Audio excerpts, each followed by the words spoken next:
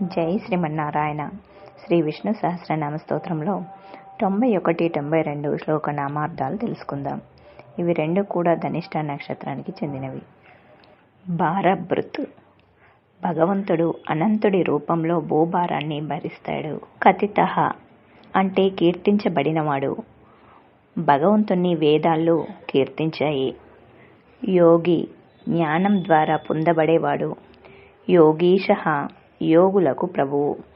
సర్వకామదః, సర్వ కోరికల్ని తీర్చేవాడు. ఆశ్రమః, విశ్రాంతినిచ్చువాడు.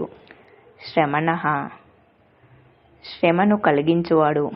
అవివేకులను బాధ పెట్టడం వలన భగవంతుడు శ్రమణుడవుతాడు. క్షామః, నశింపచేయువాడు. వర్ణః, చక్కని ఆకులు కలిగి ఉన్నవాడు.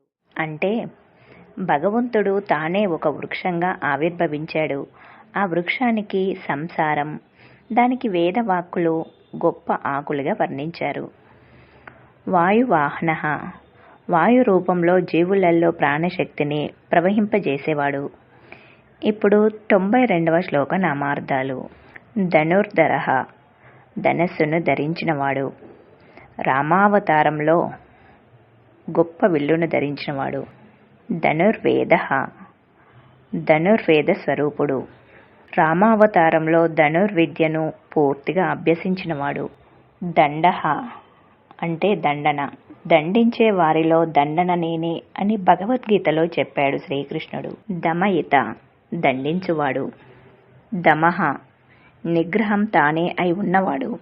దండనీతి ద్వారా మానవుల్లోని ఇంద్రియ నిగ్రహాన్ని కలిగించేవాడు. అపరాజితః, పరాజయం లేనివాడు. సర్వసః, అన్ని కార్యాలలో సిద్ధహస్తుడు. నియంత, నియమించేవాడు.